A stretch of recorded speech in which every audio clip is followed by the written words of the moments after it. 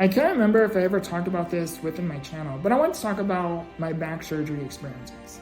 Just within my back surgery alone is I have had over probably 50 plus back surgeries alone. That's not including other procedures and surgeries that I had from having kidney stones. It's not including the surgery that I had when I was an infant, when I was diagnosed with my disability. That's not including other procedures and surgeries that I go through.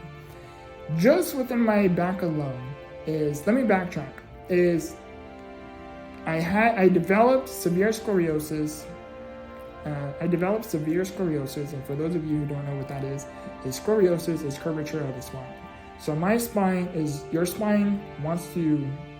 you want your spine to be straight. My spine was looking like an S, like literally an actual S. And because of the curvature of my spine, it started to crush my organs, which then started to rise concerns. And I started talking to my doctor, and again, because of my severe scoliosis, of course, concerns of crushing your organs and your health really starts to become a really big concern. So a surgery was highly recommended, and surgery was being talked about for quite some time. And then after a while, I was very, very young at the time, so I want to say after a very long while, then the conversation started to say, hey, it's about time we really start to consider having surgery. And I think it was the year of 2010, so it was about 14 years ago. I was around the ages of 10 years old around this time, and I remember the doctor saying it's time where something along the lines of basically you have to have back surgery, and it's really time to consider it. Long story short, consider the back surgery. I went on with it. The surgery itself was 14 hours. I remember that vividly. First surgery, I was in there for a little over 14 hours. I think it was like 14 hours, 30 minutes, something like that. It was 14 hours, and there was complications within the surgery where I bled a lot. And if I can remember correctly, I think I flatlined within the surgery. Don't quote me on that, but I think I flatlined within the surgery for not a long time, but very little, for a very short amount of time. And then they were able to bring me back, and then I was fine. But I did lose a lot of blood within the surgery. I remember waking up in the ICU. I remember I had a tube in my throat, and to help me breathe, there was some life support. And I remember I was laying down, and I remember just waking up from the surgery, and my mom was on my left. I'm in the bed. The hospital door to my room, or entrance door to my hospital room, is on my right, and I'm in the ICU, and I'm just laying down, and I remember I couldn't close my mouth, and I started to panic because I'm like, what is this inside my mouth, you know? And I couldn't speak, which then even causes even a bigger panic, right? And I remember just looking around. My mom is on my left, and I see two really big bags of blood transfusions, of blood. And at the time, of course, little me doesn't know what that is, right? And waking up from it, and so that was a process within itself. And I remember waking up again, looking around, seeing my mother, seeing the blood transfusions on my right, blood going through my IV. It wasn't a trach, it's I cannot think of the word at the moment, but it's a breathing tube that they put in your throat to help you breathe. It's to help you breathe. Anyhow, I remember hearing the surgery was 14 hours. To cut it short, I was in the hospital for a few days. I want to say maybe like a week, roughly. I went home.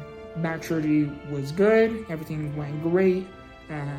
Well, other than like some complications, but everything went great.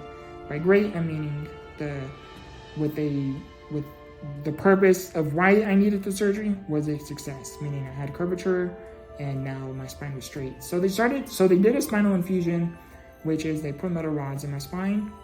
I remember sitting up straight, like really straight, and it was a really cool experience, really interesting experience.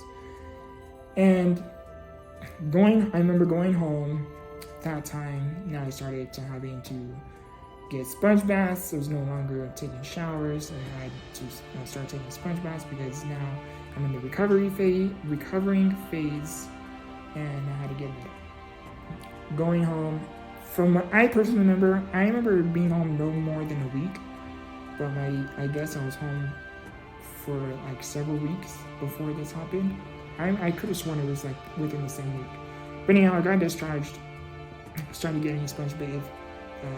I had a really good relationship with my doctor, so I had his personal cell number, and I remember just waking up one day, getting a sponge bath, I'm getting sponge bathed, and my mother, as I was sitting up, there was this blister in the middle of my back, and my mom was like, "What is that?" So of course it raises concerns because there's this blister where my scarring is at, and my stitching started to rip where my back stitches were, and my mom immediately, of course, went into panic mode. Of course, now I'm in panic mode. Like, what is it that you're seeing that I can't see what's back there, right? So I'm like, what's going on? And she takes a picture of it. She shows me, and it's a blister, and it's like a blister, literally. She takes a picture of it within seconds, literally after, like, no, maybe probably like 2 minutes or so. But it seemed long, right?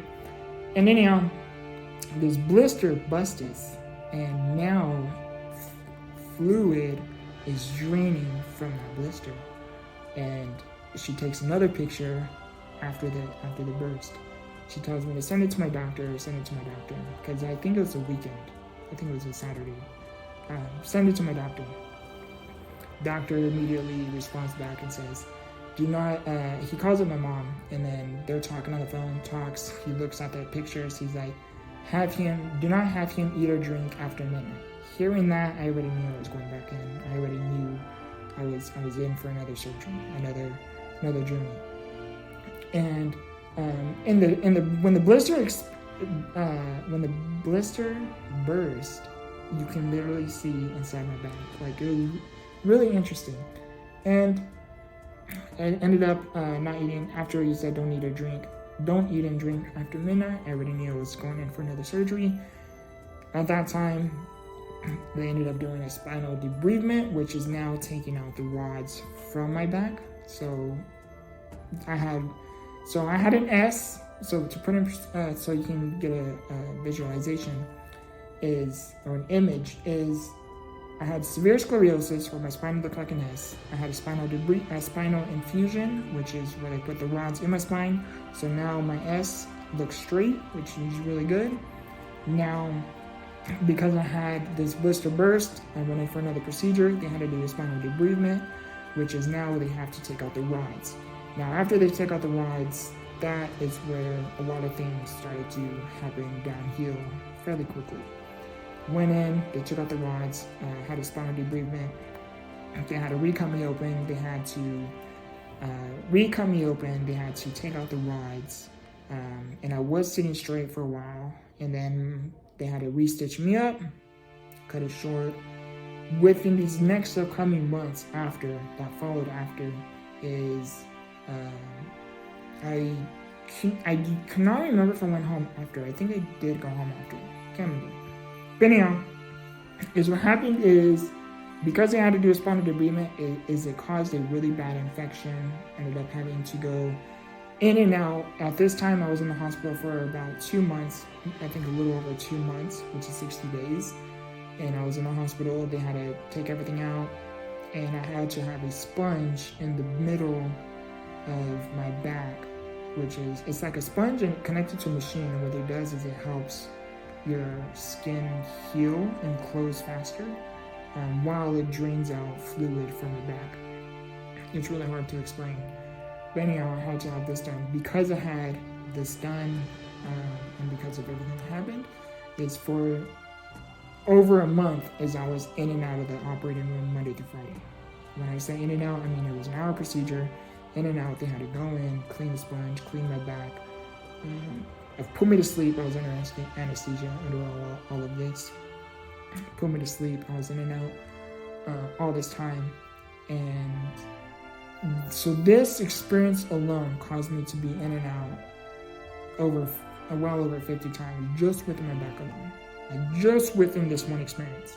This isn't including my kidney stones. This isn't including my procedures that I get because of my injections. This isn't including anything else. This is strictly just including my back. So my back alone, I was in and out. This is my backstory experience. And this process within itself was one of the hardest. It was the most painful thing I have ever had to go through physically. And till this day, there's nothing. I've been through quite some stuff. And till this day, there's nothing that I can compare to say this is worse. No, my back surgery, hands down, has been the most painful experience. However, the thing that I do see positive from that experience is it shows you a lot about your character. Because in the moments of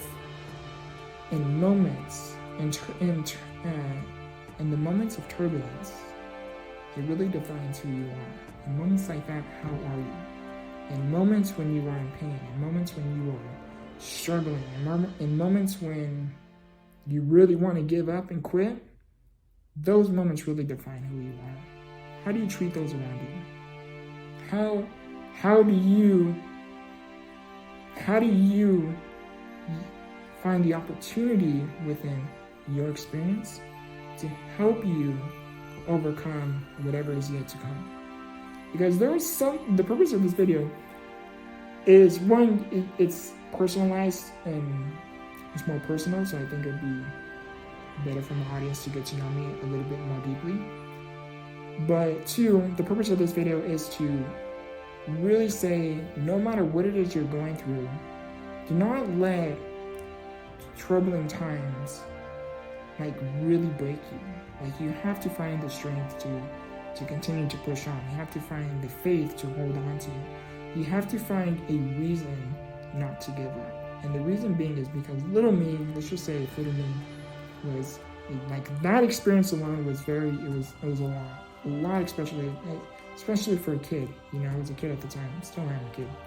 But to go through something like that is you have to find the faith to keep going, to keep pushing through. You have to find the strength to hold on to, and you have to find ways not to let your pain get the best of you. Because there's so much that lies out there that if you can find the strength, the faith, and the willpower to overcome what it is you are going through, there's so much beauty that lies ahead.